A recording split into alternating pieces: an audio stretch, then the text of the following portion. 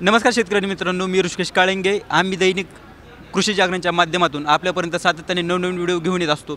तर दिल्लीमध्ये कृषी जागरणच्या वतीने MFI अर्थात मिलेनियर फार्मर्स ऑफ अवॉर्डचं आयोजन करण्यात आलं आहे आणि या अवॉर्डसाठी महाराष्ट्रातून विविध शेतकरी आलेत।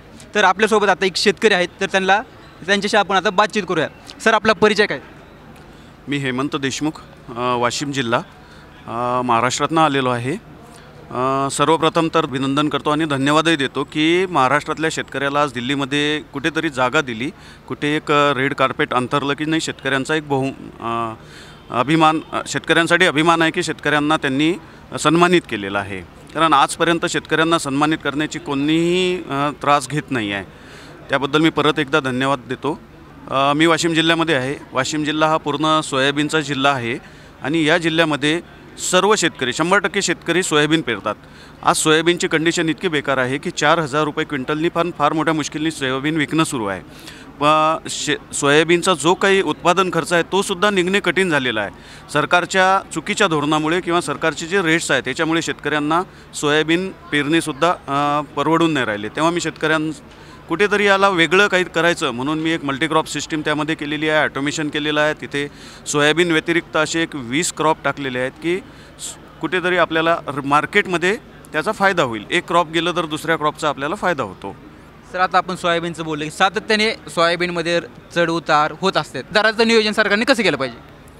सर, 5700 तर हे स्वप्नातलीच गोष्ट झालेली आहे। कारण आजपर्यंत जेवढे सोयाबीन निघलं हे 3800-3900 रुपयेचेच रेट आहेत। माझी सरकारला विनंती राहील माझ्या सर्व शेतकऱ्याच्या वतीने की सरकारने 7000 रुपये हा हमी भाव द्यावा। सरकारने पहिले चेक करावं की सोयाबीनला स्टार्ट टू एंड काय खर्च येतो। प्रति एकर खर्च हा 22,000 ते 23,000 रुपये येतो आणि जर 6-7 क्विंटल उत्पन्न होऊन राहिलेलं आहे तिथं 4000 रुपये आणि 24,000 रुपये उत्पन्न होऊन राहिलं। खर्च मायनस जाता जर 2,000 रुपये उरत असेल तर शेतकऱ्यांनी सोयाबीन का पेरावं यासाठी मी सरकारचं लक्ष वेधतो की सरकारने या साऱ्या गोष्टीचं लक्षात घेऊन सोयाबीनला 7000 रुपये हा हमी भाव द्यावा, तेव्हा कुठे शेतकऱ्याला ते परवडेल सोयाबीन पेरणी। तर आता याचबरोबर सोयाबीनला कधी आयात बंदी घातली जाते, कधी निर्यात बंदी घातली जाते किंवा ज्यावेळेस आपण आयात करतो त्यावेळेस त्याला एक्सपोर्ट ड्युटी वगैरे लावली जाते। त्या मग अंतर्गत बाजारात चढ उतार जाणवले जातात किंवा तेलात चढ उतार होते। आणि आता दिवाळीत लाडकी बहीण आली, लाडकी बहीणला पैसे दिले आणि सोयाबीनला आयात बंदी आली, त्यात चढ उतार झाले, त्याबद्दल काय सांगाल? सर, विदर्भातनं शेतकरी आत्महत्या करतो या चढ उताराच्या भावामुळेच। कारण तो स्वतःचं जे काही पारिवारिक हे आहे हे सुद्धा शेतीवर भागवणं कठीण झालं। कारण सरकारचे भाव एकदमच स्थिर नसतात, सतत चढ उतार असतात आणि त्यामध्ये व्यापारीसुद्धा शेतकऱ्यांना भरपूर फायदा घेतो याच गोष्टीचा। तर माझी विनंतीच राहील की सरकारने खरंच स्थिर भाव द्यावं।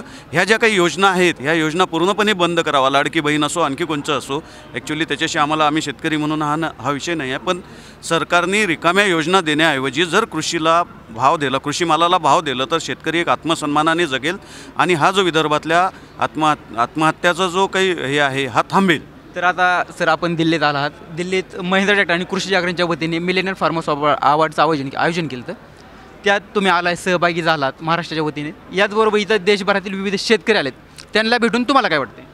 एक खूप आनंद झाला, विचाराची आदानप्रदान झाली आणि या सर्व महिंद्रा ट्रॅक्टर असो किंवा या सर्व गोष्टी इथे पाहायला खूप मिळालं। नवीन लोक मिळाले, नवीन टेक्नॉलॉजीसुद्धा समजली आणि बऱ्याचशा भारतभरातल्या शेतकऱ्यांची ओळखसुद्धा झाली।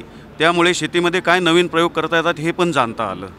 तर शेतकऱ्यांसाठी पहिल्यांदा लाल कार्पेट फक्त राष्ट्रपतींसाठी टाकलं जातं, तर आधी हे शेतकऱ्यांसाठी टाकलं गेलं आहे, त्याबद्दल तुम्हाला काय वाटते?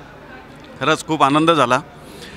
एक तळागाळातल्या शेतकऱ्याला, एक खेड्यातल्या सर्व शेतकऱ्याला दिल्लीसारख्या ठिकाणी रेड कार्पेट टाकून त्यांना हा अवॉर्ड दिला, एक खरोखर चांगली गोष्ट आहे। ही एक सुरुवात झाली आहे। कदाचित यापेक्षाही जसे बाकीचे अवॉर्ड्स असतात तसे शेतकऱ्यांना आणखी अवॉर्ड देण्यात यावे आणि शेतकऱ्यांसाठी जर रेड कार्पेट टाकण्यात आलं ना तर खरंच शेतकरी हा अजून काही करण्यासाठी प्रवृत्त होईल। कारण शेतकऱ्यांशिवाय देशाला पर्याय नाही आहे। खूप धन्यवाद।